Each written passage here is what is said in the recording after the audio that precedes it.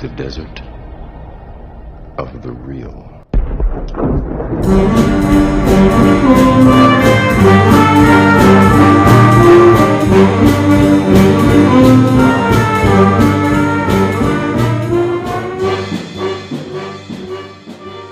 Welcome to the Desert of the Real. I am your host, Ryan Hudson. Joined with me is your other host, Jason Dietz. The Desert of the Real is a movie podcast where I force my co-host, Jason, to watch big blockbuster movies he's refused to watch because he didn't think they're worth his time. And we are currently going through the Marvel Cinematic Universe. We are two high school teachers. We teach English, film, philosophy, creativity. Like, not together, but between the two of us we do. Yeah. Voltron. We have graduate degrees, and we try to use our academic training to dig deeply into movies. We explore the creativity, philosophy, film studies, and ethics in our films, and push you, the listener, to think critically about your entertainment. Just, I guess, some housekeeping. If you haven't given us a rating or a review on wherever you listen to podcasts, please do. It helps us out a lot, and we are very appreciative. Yep. You could also feel free to email us at desertofthereelpod@gmail.com, and because we read those. We do. And we like hearing from you. And we might even make a mailbag episode out of one like we did. And we like it when you disagree with us, or mostly especially disagree with Jason. Yeah, I love it when people disagree. Yeah, we watched Spider-Man Far From Home. Far From Home. I'm trying to imagine if, like, I actually liked Marvel movies and I had just seen Endgame. Yeah. This is when did this come out? It's said like 2 months after Endgame. Yeah. I can't imagine being happy with this movie. I have to imagine that all of the people that actually like Marvel movies were like, wow, that's sad. Yeah. Here's the thing. Like, why is there a Spider-Man movie so close to Endgame? Okay, it is easy to point fingers. It's Sony's fault. Like, Marvel Shame on you, Sony. And Kevin Feige, they didn't want this movie to be so close, but Spider-Man's owned by Sony, and it was part of their deal to have a Spider-Man movie 2 years after the last one, basically. And, like, they couldn't get out of it, and they didn't own Spider-Man, and they just kind of had to... They were forced into this movie, basically. According to Spider-Man actor Tom Holland, who was signed for 2 more Spider-Man films after Homecoming, in December, after the successful release of the first Homecoming trailer, Sony slated a sequel to the film for July 5th, 2019. So 2 years, like, in between these 2 years is Infinity War and Endgame. Right. And literally, since it was there and Sony said it needed to be there, they had to be there, basically. Sony, I guess, I'll just read it. Sony's insistence for the sequel be released in 2019 complicated Marvel's preference for secrecy regarding their plan for Spider-Man in the film. Since the character would die at the end of Infinity War and not be resurrected before Endgame. So, literally... Like, so it had to be after Endgame. It just had to be after Endgame, and Sony's like, it needs to be 2019. We're not budging on this, basically. Wow. But we like Spider-Man. I will always say Spider-Man is the number one superhero of all time. Okay. I think it used to be Superman. It is Superman. I think it should be Superman, and I have hopes that the Superman movie we're getting next year will kind of maybe reinstall that. Like, Superman is the hero everyone needs type of thing. Yep. But I agree. I mean, Zack Snyder has passionate fanboys. I think his Superman kind of muddied the waters there of what Superman represents. That Batman versus Superman? Yeah, that's part of it. Yeah. Him? Yeah, that was the dumbest. Anyway, if you want a hardcore rant, we should review that movie. We could. Oh my gosh, one day. that was trash. Anyway, cool. So this movie made over $1 billion. I don't see how. The same year, Endgame made over $2 billion. And then before that, Black Panther made $1 billion. We said it on the episode with Donald, like over 10 movies made $1 billion, and like 8 of them are Disney movies. Yeah. And I don't think that's ever going to happen again. Like, maybe. I think COVID changed how we see movies now. Yeah. And we'll get to that next Marvel movie because Black Widow was in COVID. Oh. Yeah. Cool. Anyway. Summary is, let's see. Peter Parker's still in high school, got a crush on MJ. He's got this plan on their senior trip when they're going to Europe. He's going to declare his emotions or whatever. So, the first 30 minutes of this, I seriously felt like I was watching like one of those Disney like preteen TV shows where the adults are all idiots and all this slapstick crap, and I was like, how is this the follow-up to Endgame? Okay, pause. Okay. I think the best way to view this movie, like the best mindset, is like a John Hughes teen movie from the 80s, basically. Like Breakfast Club? Like Breakfast Club. Like teenagers No. try, like the boy likes girl. No. Friend wants to help him. Breakfast Club was good. Like, Well, it was a great movie. You know, like Ferris Bueller's Day Off type Also of a thing. good movie. Even a little bit of weird science in there. I think that's the way to view this movie. I think it's one of those Disney preteen television series where, anyhow. Take it away. I was trying, and then I was rudely interrupted. Anyhow, so they're in Europe, and then we cut to some mysterious green shooting guy saving some place in South America from this elemental creature looking thing. Oh my goodness, who's that? Okay, then there's lots of standard high school crap, and oh, he likes and she likes and whatever, and gag whatever. Okay, okay. So then Nick Fury, I think, recruits Mysterio to be part of the, reforming of the Avengers or whatever. Nick Fury wants Spider-Man. Spider-Man doesn't want to be there. He just wants to be on vacation. So then we have another battle. Mysterio shows up, defeats another elemental. And then everyone's like, oh, is this the next Iron Man? Oh, he's so great and did all this.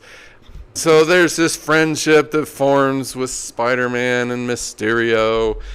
Nick Fury gave Peter Parker these little weird-looking glasses that apparently control the universe or something like that. And as a result of Spider-Man's need for a father figure, he gives those to Mysterio because he feels inadequate. He doesn't feel like he can be the next Iron Man.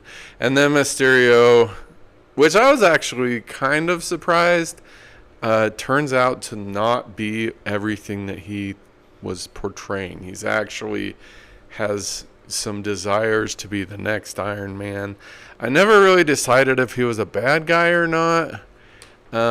But anyhow, there are no elementals. Surprise, surprise. It's just a bunch of drones and fireworks. And then cut back to more, high school drama stuff. About half this movie is like high school drama, who likes who and who's going out with who and whatever. So this could have been a 1-hour movie.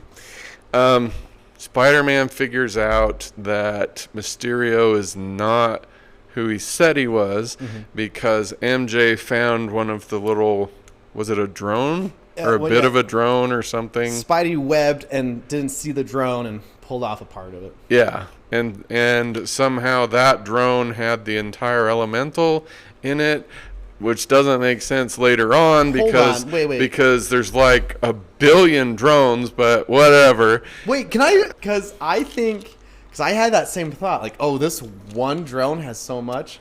I think that kind of strengthens the reality of how these things look. If one drone can do a lot, All the drones make it look more and more textured or yeah, whatever. that's how I read that. Okay, fine. It wasn't even a big deal for me because at that point I was not caring any longer.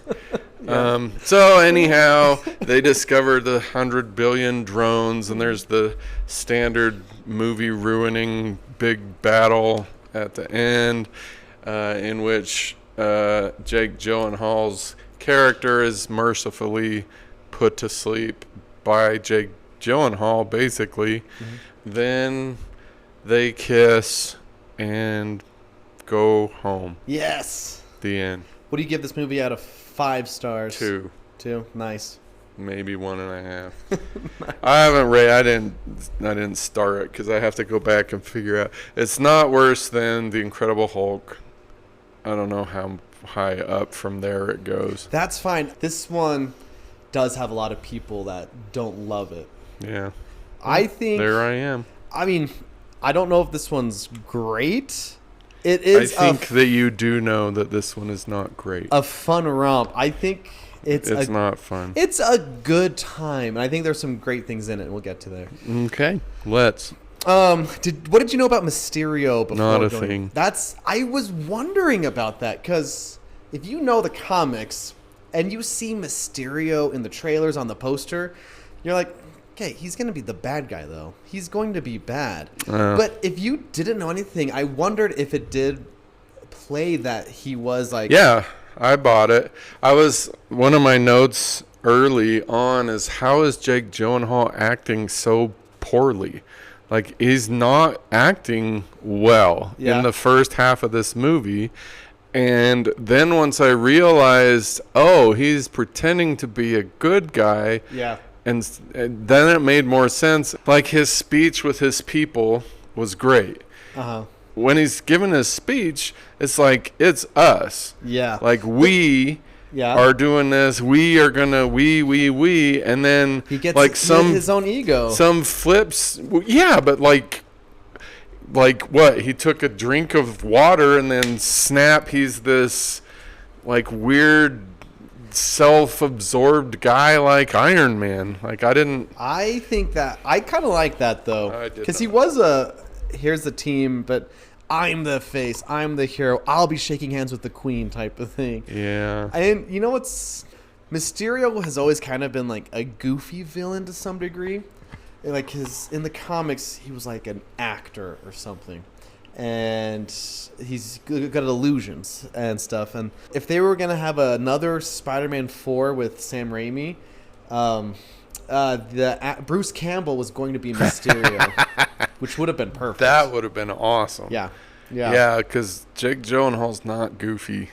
At least not in this movie. Yeah, not in this movie. He is goofy in a movie like Okja. Yeah. Have you seen Okja? No. That movie. But he's got a huge range. Mm-hmm. Yeah. But yeah, Bruce Campbell would have been fantastic. Yeah. So going in, that would have been probably a whole star. If there was Bruce Campbell. Yeah. My boomstick. To give you something to look up for, there is later Marvel movie with Bruce Campbell in it. Oh, because look forward to that. Sam Raimi directs one later on. Brings his boy back. Yeah. Oh, I guess this is kind of a spoiler for a graphic novel. There's a graphic novel called Old Man Logan. Yeah. Which the movie Logan is loose. Like, part of it is kind of influenced by. But Mysterio makes Wolverine think he's seeing all of these villains and stuff. Right. But it's just an illusion. They're actually Wolverine's friends. It's awful and horrendous, but like Wolverine like kills all his friends type of thing. Oh, wow. Because of Mysterio. And that's like the worst thing, to my knowledge, that he ever does in the comics. So this is my favorite movie so far in terms of reality, which is a huge philosophical, which we'll get to later. Yeah, we're going to get to it because I wanted you to talk about a few things from the movie. So, I love Jake Gyllenhaal. I don't love him in this movie. The characters themselves, I think, are great. Like Spider-Man's character himself, even though I didn't like the movie, the character is great. Mm-hmm. I love this version of Spider-Man. MJ's character is great. Much as I hate to say it, I love how Nick Fury hijacks the summer vacation That was clever. Yeah. Yeah. Spider-Man tearing the seatbelt out. That was pretty cool. Like he's trying to put the seatbelt on, and he rips it out. That was good. Yeah. My favorite part of the movie was like the what is real sequence when Mysterio's screwing around with Spider-Man. That really was awesome. Cool. And it also like there's a whole issue of like Marvel zombies, and we get like the fun cameo of when you see Iron Man come out in all zombie form. Yeah. That's like MCU's trying to acknowledge different things they'll never use in a real movie type of thing.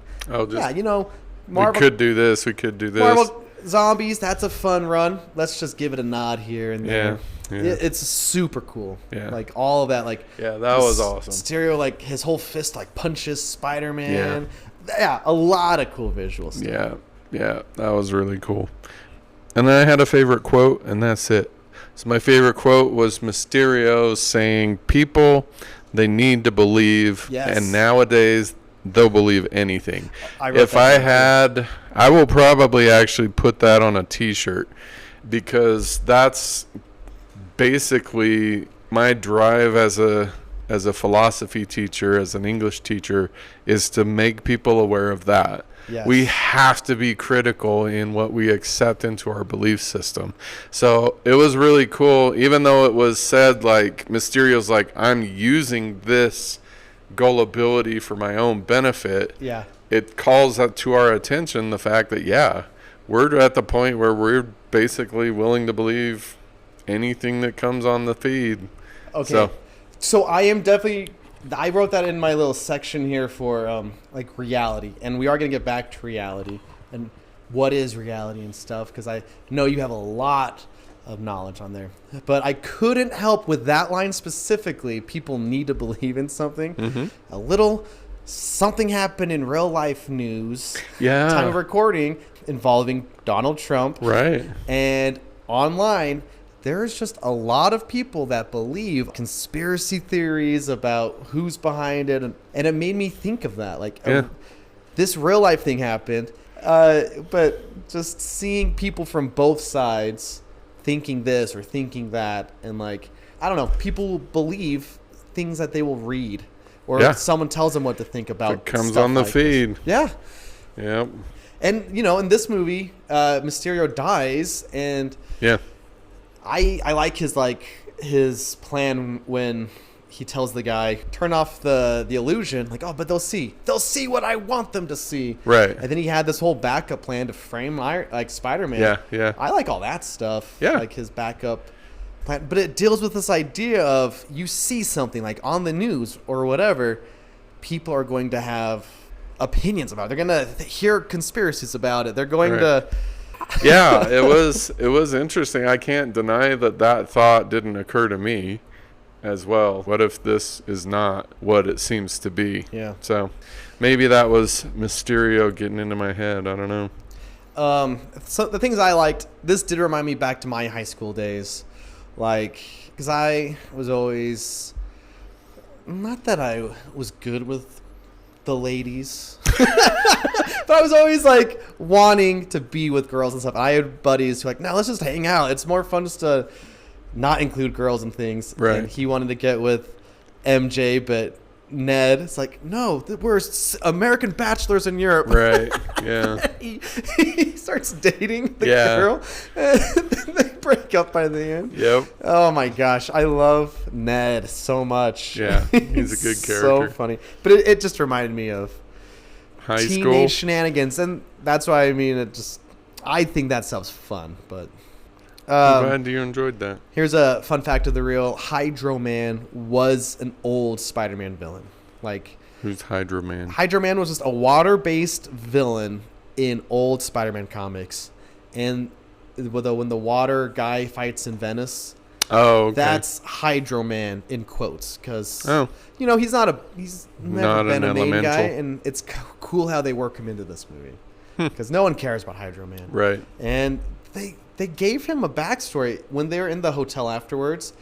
They were reading on their phone, oh, he did experiments, blah, blah, blah. The old villain that, you know, they just plugged him in. I like how Mysterio got his name. Yeah. It just means man of mystery in Italian. Right. I love it when a movie makes something not important, it's not on your radar, and then it comes up later like, oh, this is now a useful tool. Like, how can we find our friends? Oh, Flash. He records himself wherever he goes. And that's how they found his friends. So it's not even... It helps make a movie seem smarter than it is, or just show off how smart it actually is. Yeah. It doesn't... The first one, I think, in this case. But it's like, oh, I didn't even realize that was going to be anything. But that's how it helps out. How they found him. I love little things like that. Yeah. And Flash, I think, is funny, too. When Spider-Man puts on the glasses in the bus and he sees all their texts. Oh, I wrote it down. He texts his mom, "Mother, have not heard from your father in days." And then when he gets at the airport at the end, he's talking to some guy. And it was, I think, supposed to be his dad. And they shot a couple different versions where they let the actor just... say whatever he wanted, and he's like, "Oh, mother or father couldn't make it." And so his Flash, kind of a sad little backstory. Yeah, it did. That was cool because he's trying to be all of that, and really he's just lonely, and yeah.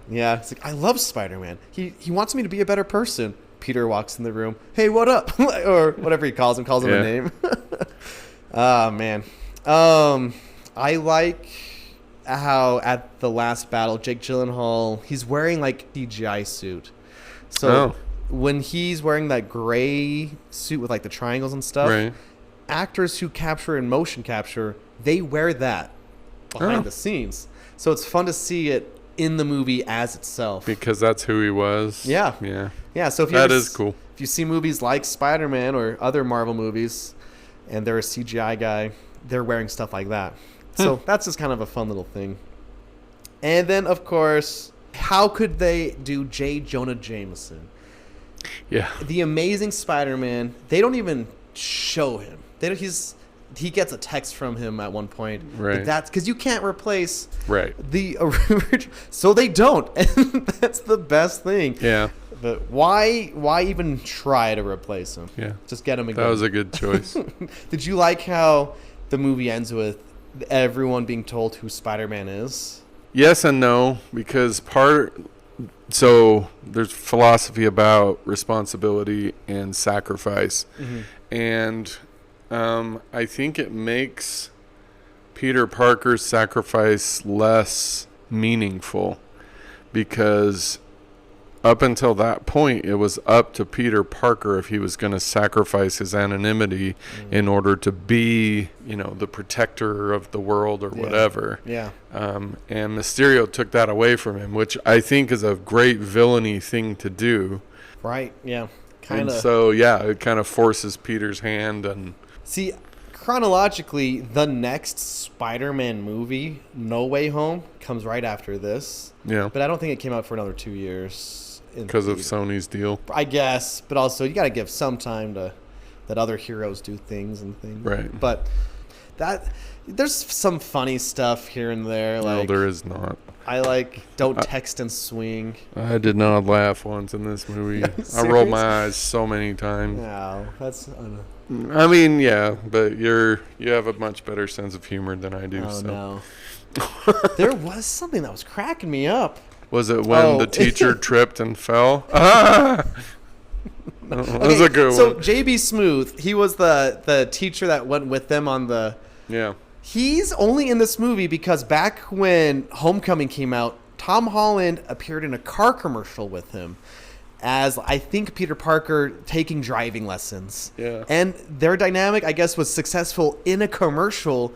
They're like, let's get J.B. Smoove and put him in the movie now. The science teacher. And which has a funny running bit of, this is the least scientific science vacation ever. This is witches. I don't care. The witches are back. You don't like any of that? No. Level of humor there. Yeah, okay. It wasn't clever. It wasn't witty. It was just... I like that. You work for Spider-Man? I work with Spider-Man, not for Spider-Man. I don't know. I think there's fun stuff in there. Yeah. I'm glad. Okay. I'm not going to agree with you, but I acknowledge that I remember just have no sense of humor, saw this in theaters. And when Jake Gyllenhaal, he puts on the glasses, there's some middle-aged woman behind me. She goes, "Oh." And I'll always remember that whenever I see this movie. Just like this lady had a reaction she couldn't contain. Yeah. Like, oh. Yeah, he's a Jake good-looking Gyllenhaal, guy. He is. He's the classic superhero look. You know? Yeah. He looks like he could be Tony Stark. Sure. And he originally auditioned. He was in the running to be Spider-Man in the Tobey Maguire ones. Oh, I didn't know that. Yeah. So it kind of came full circle. He came back. I think he's fun. So negatives. I think I hate the scene where he goes into that random room and the lady asks him to take his clothes off. Yeah, what is that about? I don't know. And Yeah, that was way weird. we don't see that lady again. She's Right. not like an established S.H.I.E.L.D. character. It's Yeah, just that was bizarre. It doesn't feel good. Right. I don't know. And I do think the Mysterio twist that might break the movie because it comes at like the 1 hour mark. Yeah. Essentially in the middle of the movie. It can make the first hour feel like it didn't matter at all to some degree. Yeah. I'm saying it could hurt the movie. And to you it did. Well, not the reveal, just the fact that the first hour didn't matter anyway. I'm just a jaded, bitter old man, I guess. And you're right. Spider-Man fighting the drones maybe isn't interesting. You do get to see kind of Spider-Man do cool Spider-Man things, which is fun. Yeah. Like how he can make traps with his web. Let's swing this bomb up here. That was pretty cool. But I do think the strongest part in that entire fight is it's just him and Mysterio. Yeah, I agree. The other stuff is kind of fluff. Whatever. You Right. know. I agree. So I'm there with you. It's like, not the best. Oh, we agree but on it's- something. Spider-Man does cool things and it's fun to watch. Yeah.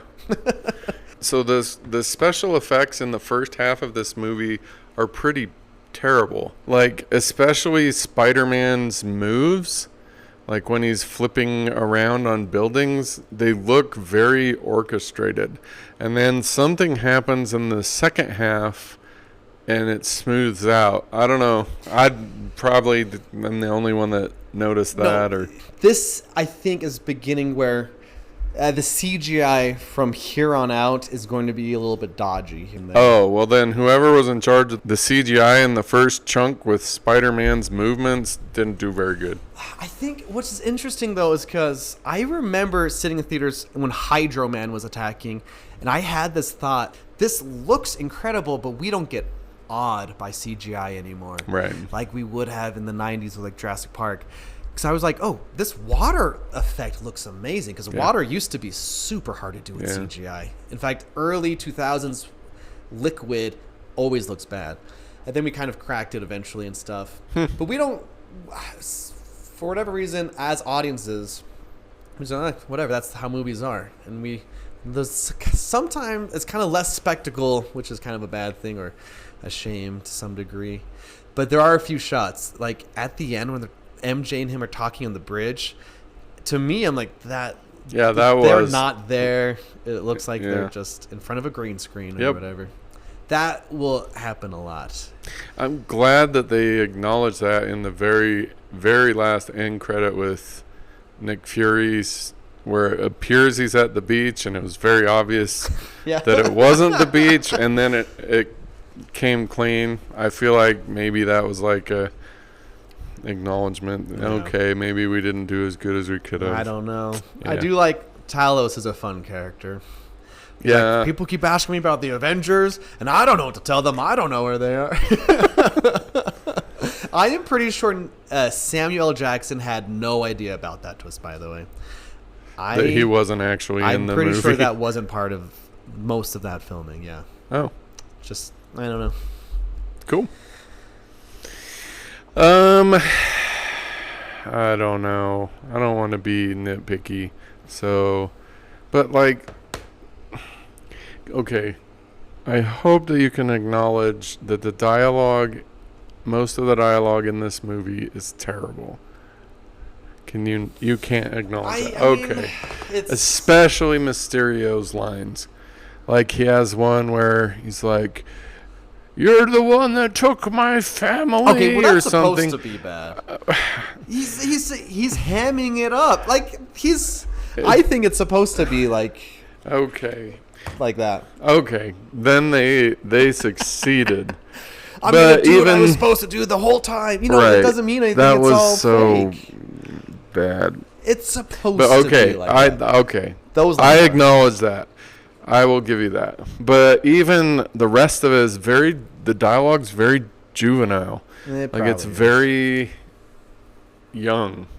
And I guess, is that the fan base for this? Is like early teenage Unfortunately, it's probably directed like to me, like 30? 20 to 30-year-olds. Yeah. Then I would say the dialogue was inappropriate for the audience Yeah. for this. But I don't know.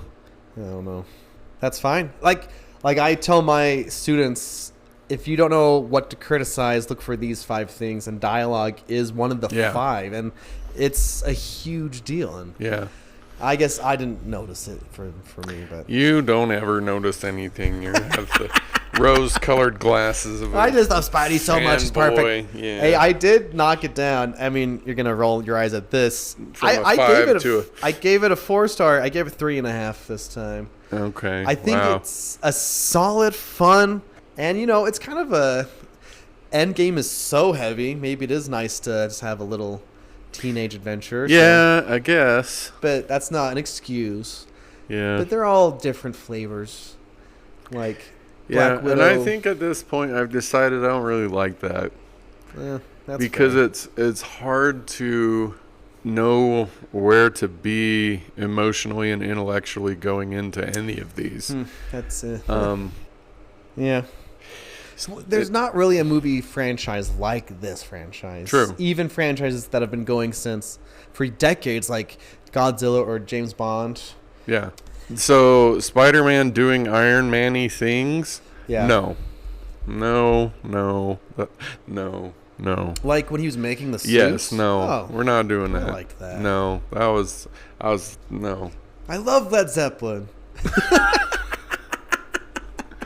Ugh. Hey, our listeners should know you dressed up as Angus Young. what's from AC/DC? Yeah. For like a dress-up day at school here, and you For like a talent show, yeah. and yeah, that too. You had the wig, you had the shorts, you had everything. I did. It was awesome. Well, you also dressed up yeah, as Malcolm Young. which was fun. But you like bled for the I did. talent show. I You did. cut your finger or somehow I did. on the I guitar. tore a fingernail off. It was great. Yeah, it was great. It was a lot That of was fun. actually a bucket list thing for me. Yeah. Yeah. I wanted to do that. Anyhow, so my only major issue, I have one more thing. The acronym Edith, Tony didn't change. Tony is still the same guy. Yeah. Self-centered. I wish it would have been anything else, because at the end of Endgame, I was like, okay, I can appreciate and love the character Tony Stark now. And then his glasses are named Even Dead, I'm Still the Hero. I know, but I know you hate all that, and You love it, and we don't agree. as in most people, like As in that normal about Tony. Anyhow, All right, so my main issue that I would like to discuss is Spider-Man immortal? I think he's. I mean, besides Spidey senses, he's super strong. Like spider powers. I think he can heal faster than most people. Like instantly. Because maybe this. I think this movie had way more than the first one, of moments where I'm like, oh, he's dead. Yeah, like he get hits by a train. Dead again. So is he immortal? Like No, is he it's the unharmable? It's you've pointed this out in other superhero movies. People keep getting hit, and it's like they don't get hurt type of thing. until he needs to be hurt, Right. and then he's all hurt because MJ and that. Yeah, that Like- pissed me off, honestly, because he's like friggin' getting hit with trains Yeah. and run over, and then the only time in the whole movie where he even shows any weakness or pain at all is at the end when he's talking to MJ. That's cheap. Maybe the adrenaline of What, the final you know, fight made him ignore. yeah. I will say the train thing is kind of hard to like. How does he's? Right. It's a frickin' bullet train, right? Yeah. That's a But- 200 plus mile an hour train. But at the same time, you ever try to kill a spider and like, oh yeah, that was hard enough. You lift it up, the spider runs away.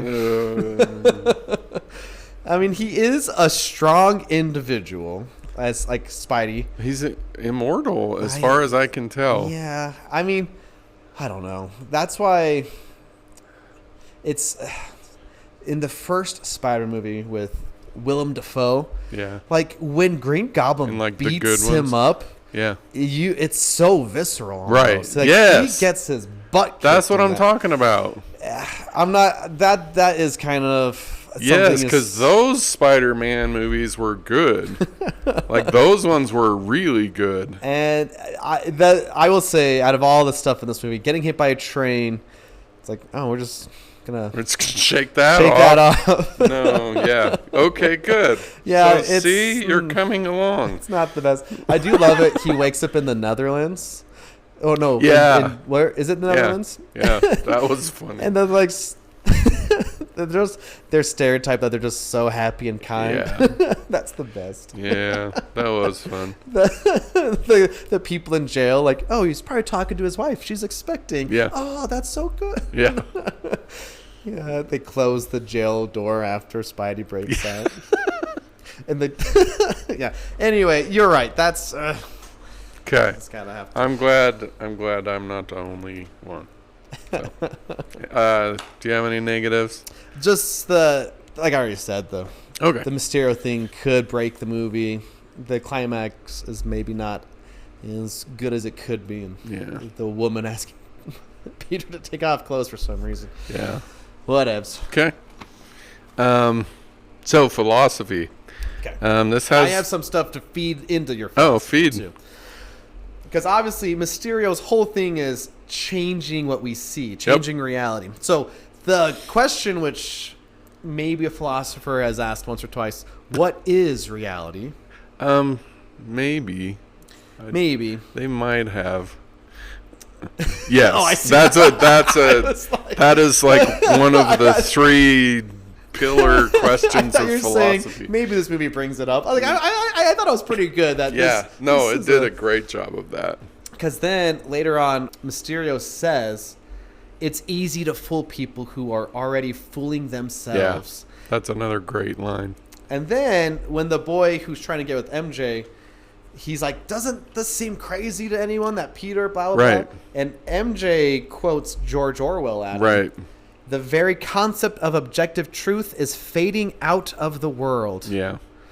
And I was Which like, I don't agree with, but but I kind of want you to explain why or why not. Like, I want wait. I want you to explain that line, but also why don't people think things like that? Like, because we don't think.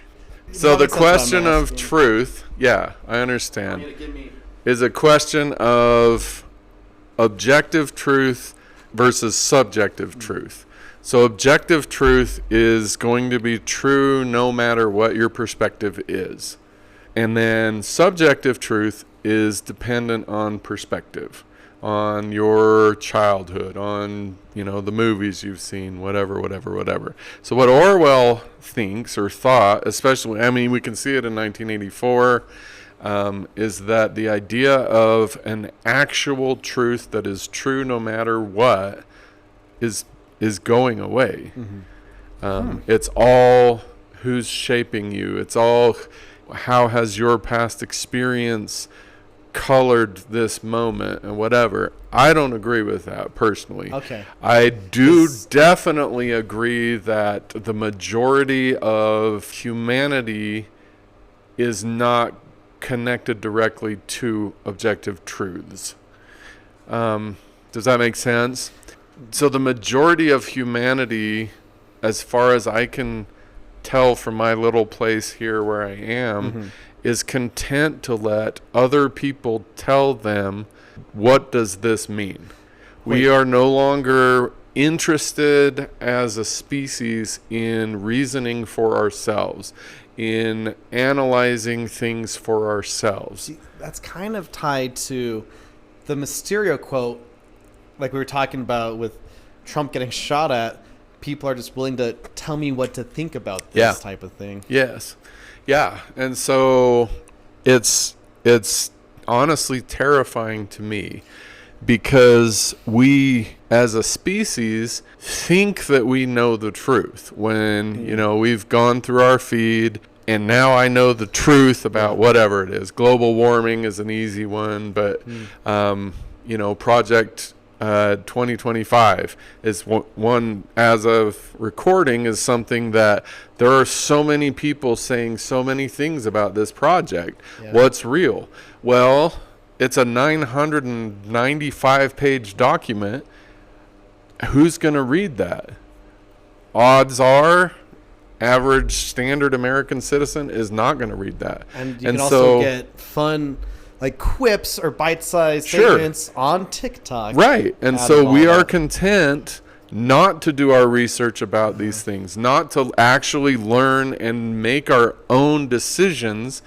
We're content to allow our reality to be shaped by these people that we follow on TikTok or Instagram or whatever, which is terrifying to me. Yeah. Because that gives so much power to these TikTok, Instagram influencers. Who are they? And so the movie itself, I thought, was pretty bad. Yeah. But that one concept, this movie did a phenomenal job of hammering home. You mean like the very end with Mysterio's Just plan? The whole thing. Like everything Mysterio is doing is happening to us in real time. Yeah. Not visually. But behind the... But intellectually, mentally, it's happening to us in real time.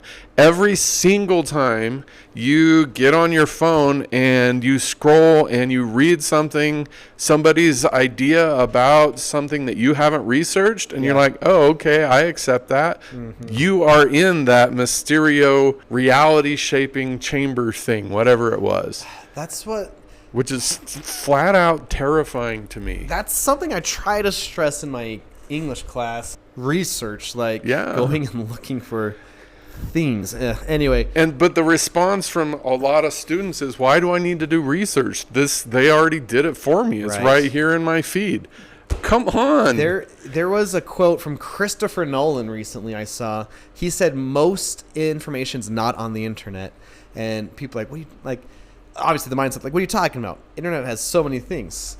But he used the example, if you go to a library and find a book on a subject, those pages are not on the internet, that type of thing. Right.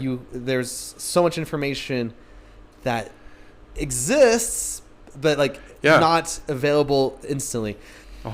So that just makes me love Chris Nolan even more, because what we have for almost 100% on the internet is not information. It is somebody's interpretation of the information, of the knowledge. Or somebody's interpretation of somebody's interpretation of the knowledge. And so when we read, I don't know, something on your favorite news site, that's not information. That is somebody's interpretation of an event that happened or an idea that somebody had.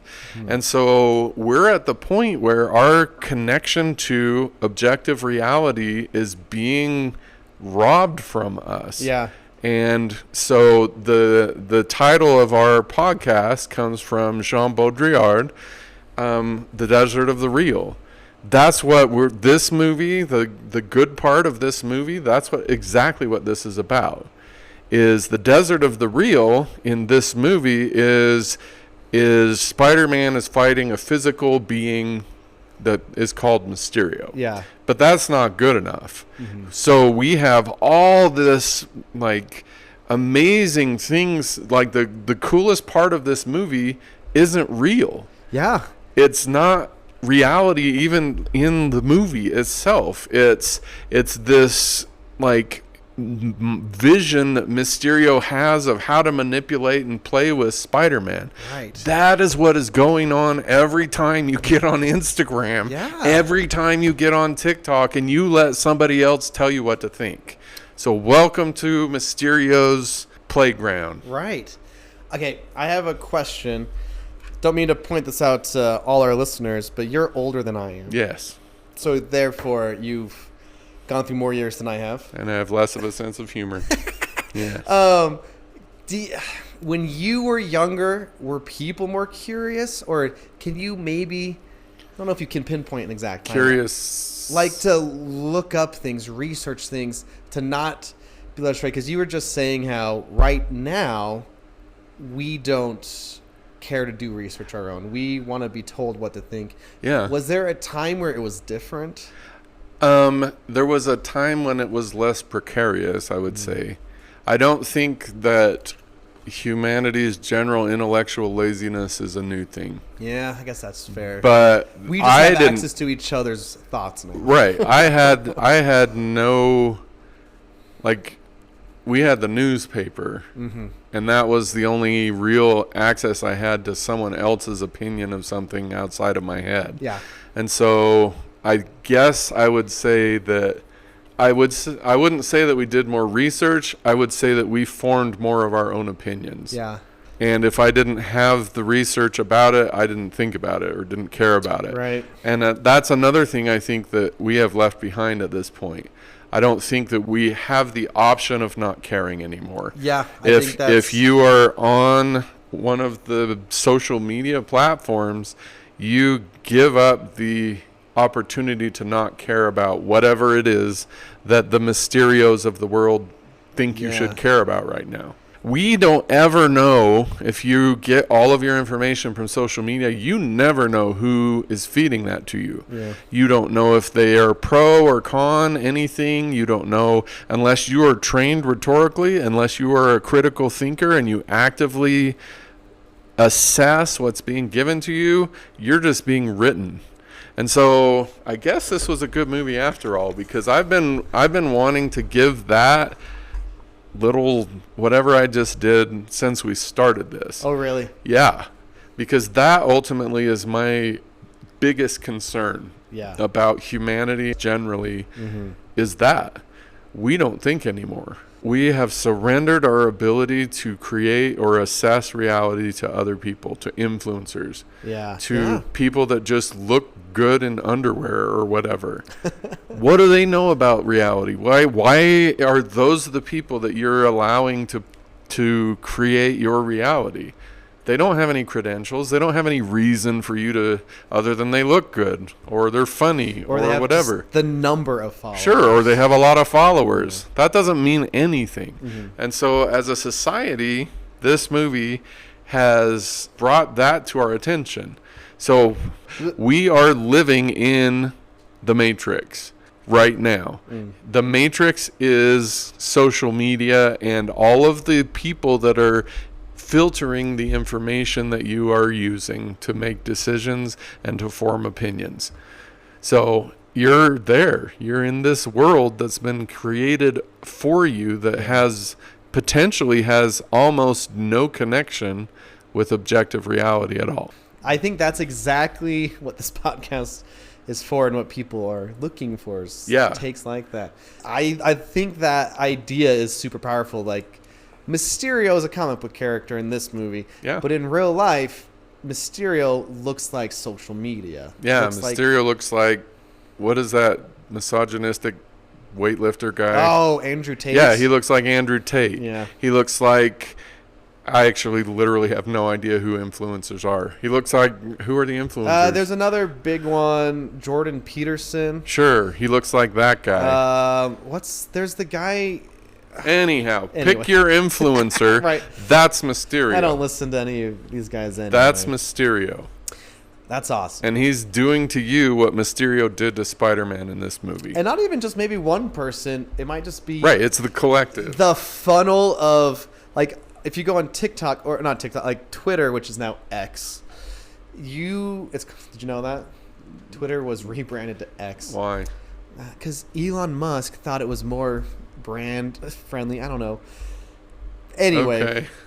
but like we build an echo chamber around Yes. us, where it's like, I want to follow people who share things I Yes. think, but then you're not seeing what the opposing people Absolutely. see, because then you get mad. Like, why is this random stranger Absolutely. saying something I just that don't agree with, whatever. So that's also, it's not just maybe one individual, it's the algorithm that builds that around Yes, us. absolutely. So I think everyone on the planet should watch what is it? The social, not the network. The social dilemma. No. The social dilemma. Yeah, social dilemma. Everyone on the planet that uses a smartphone should watch that movie, because I think we don't realize that your feed is algorithmically tuned to what you click. Yeah. You are not getting the whole picture. Yeah. You are not even getting a good percentage of the picture. The AI's tailoring what it gives you to what you have clicked on before. So part of my degree, there was a part in like social, like online stuff, and we did this experiment where we were testing out our digital footprints or whatever, because like, why would Facebook recommend this type of advertisement to you, type of thing? Right.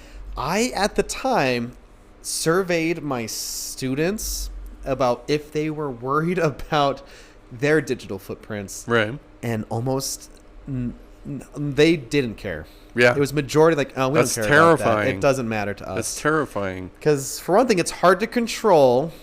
Another thing is maybe they don't think there is any danger to it, blah, blah, blah. But at the time, That's scary. my students did not. There is definitely danger.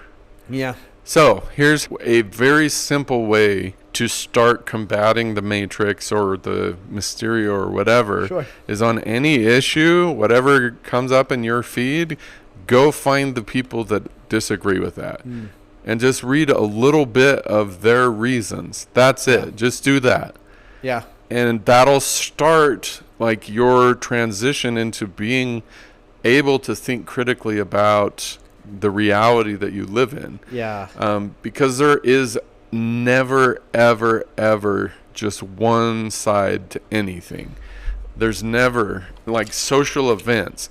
I believe there are objective realities. There are things that are true no matter what. Yeah. But we're, like I said earlier, at the point where those objective realities are filtered behind layer after layer after layer of interpretation. So you need to start becoming able to peel those layers back to get to what is the actual truth. I took a class. Go ahead. I took a class in college for History 101.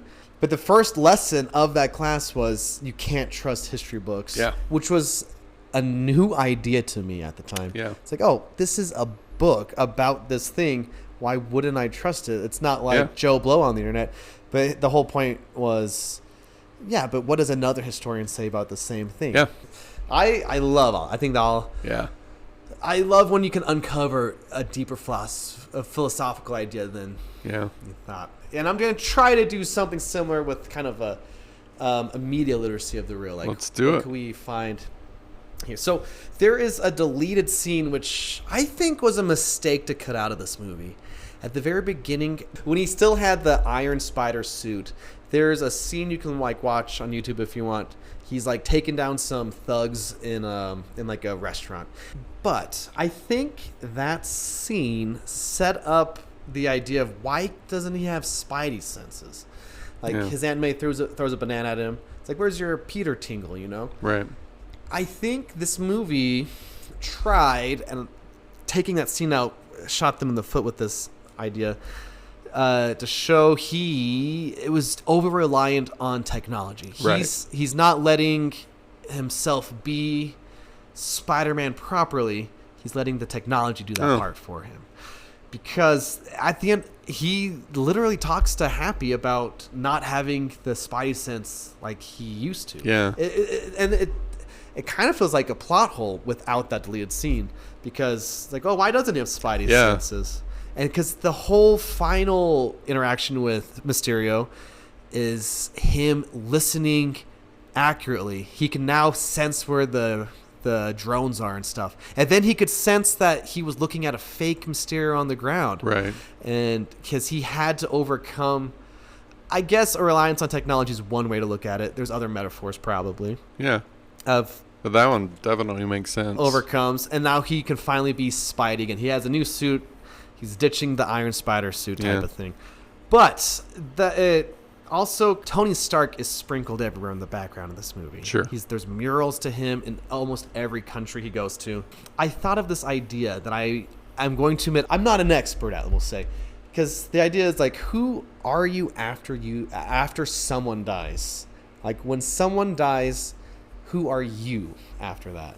Someone like of your people? Yeah, like Tony Stark died. Sure. And now this movie is Peter Parker figuring out who is he without Tony Stark. Yeah. And in real life... That's a great... Go ahead, sorry. Well, in real life, if your parent dies, now who are you? Type of thing. Yeah. That's a really interesting question. Because people keep asking him, are you the next Iron Man? Right. And there's that quote from Henry IV Part 2. And for our listeners, we talked about Henry IV Part 1 in the Black Panther episode. But like the quote, uneasy is the head that wears the crown. Yeah. And he's like, Tony, I thought you wouldn't know that because it's not a Star Wars reference. Which is a funny joke. That was funny. But he's struggling with this idea that people want him to be Tony or the next Iron Man. Right. And Nick Fury, he can't get anyone else. He's like, we need you. You're our only guy. You got to step up to be the hero. So Peter in this movie is figuring out how to be a hero and how to move on after someone like Tony dies. Yeah. That's a great take. Like he wants to be with his friends. He wants to be on vacation. That's the reason he gives up the glasses. It's like, I don't want this responsibility. Right. And that's Spider-Man's whole thing. With great power comes great responsibility. I think he already has this responsibility of doing what needs to be done, of saving people. And I think in real life, we go through this, especially when someone dies. Yeah, for sure. You're left behind. Now what are you going to do type of thing. And I don't think this movie is strong necessarily, but I think that's the heart of what they're trying to do. That's a great take. Anyway. That's really good. Well, thank you. There's one thing Mysterio says to add on top of that, because he weaponizes this mindset. Mysterio says, if you were good enough, maybe he would have still been alive. Yeah. And I honestly think when someone dies, we blame ourselves sometimes. Yeah. Like, why didn't I do something more? Why didn't I even send a text to this person? Yeah. Or whatever the case is, Yeah. Mysterio messes with that. Yeah. And anyway. The more that we talk about him, the better bad guy he is. I think he's a good bad guy. So I may have to revise my... I still don't think it's a good movie, but... That's fair. Yeah, he's actually... Yeah, I may have to revise my opinion of that. Ethically, I think the core question here is, if you have the skill set or the abilities to do something good, are you required to do it or required to use that skill set? And I don't think this movie has a good answer, but it does introduce that concept, which is, I think, kind of Spider-Man's core ethical question. Right. Is do I have to or do I want to? Which is what humanizes Spider-Man a lot more than a lot of the other characters. Yeah. I want to know... We haven't done archetypes for a long time. Would you say Mysterio, is he the ruler or is he more he wants to be the ruler? The magician. He's definitely the magician. Because he takes what he has, he takes what his ability is to try to I would control. definitely say he's a magician that wants to be the ruler. Yeah. He's also a creator, but he's Yeah. a sub creator. Like, that's part of what upsets him is that he's not the creator. Yeah, and Tony names his thing Barf. Right, Barf. That's Right. kind of funny. Yeah. But So, as far as dessert of the real goes, did they eat anything? the only one I could come up with was the lemonade. Like, when Mysterio takes Peter Parker to the bar. Oh, yeah. And, like, manipulates him. He said, do you want another lemonade? Or you've had one too many lemonades or something like that. That's all I could. When he gets back home, his mom, not his mom. Oh, Aunt the banana. May has a buttered bagel, which is New York is famous for, too. Butter bagel? Yeah, buttered bagels. Oh, I don't like butter that much. So. Whoa. Yeah, hot take. Whoa, first you don't like Samuel L. Jackson, now you don't like buttered bagels? I've never had a butter bagel. Well, it's just a bagel with butter, but in New York they just put way more butter on than you'd probably choose yourself. Is next week Deet's choice, or is it... I don't know. People don't seem to care much about the Deet's choices. Why wouldn't you want to do it? Sure. So next week will be my choice. And my choice is a movie called Triangle. And I'm probably not going to tell you a whole lot about it because part of the power of this movie is just going in blind. Okay. It came out in 2009. Okay. It's like you can watch it on Peacock. It's also on Tubi and Pluto for free, though. There you go. So you have access to it. None of those will be edited. Like, you can't feed any of those through VidAngel or Enjoy Movies Your Way. Some people have different sensitivities to different things. So this one I would imagine is rated R for like gore. And so if you're sensitive to gore, this movie does have a couple of moments that I imagine are gory, but they're essential for the message of the movie, the idea of the movie. So, something else I wanted to tag on is just some movie recommendations. And the only connection... Oh, I have three. You like Jake Gyllenhaal, and you want another movie with him that involves spiders? There's a movie called Enemy.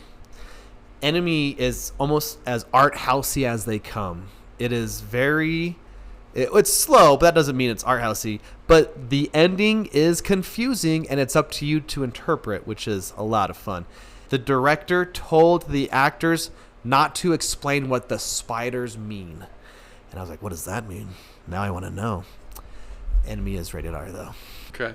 And I have two more. There's no connection besides the fact when they're in Prague, they're on this bridge, and MJ says something. They used to hang people from the bridge. It's a famous bridge. Oh, okay. The Charles Bridge.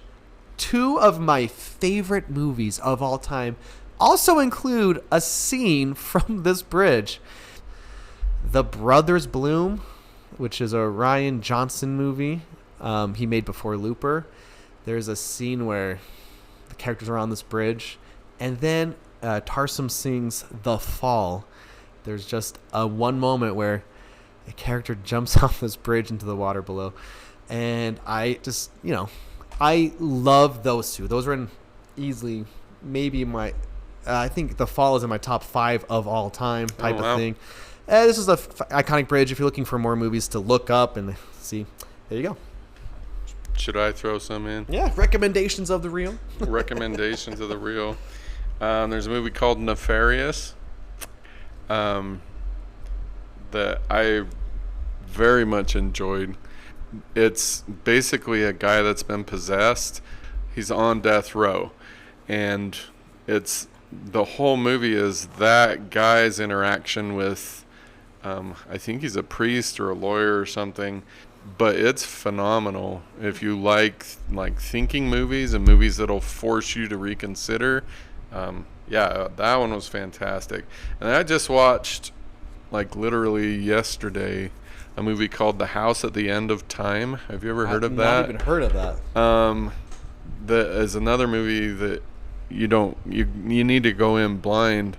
I think it's a Portuguese is what they speak, maybe. But yeah, it's a very well put together, visually pretty beautiful movie. Cool. That's will play with your brain. So, I like that. Just like Mysterio. yeah. Thank you so much for listening. Yeah, we love you guys. Send us your thoughts on this movie or any movie. And next week, Triangle. Yep. 2009. We love you. We love you. Thanks for listening. Bye.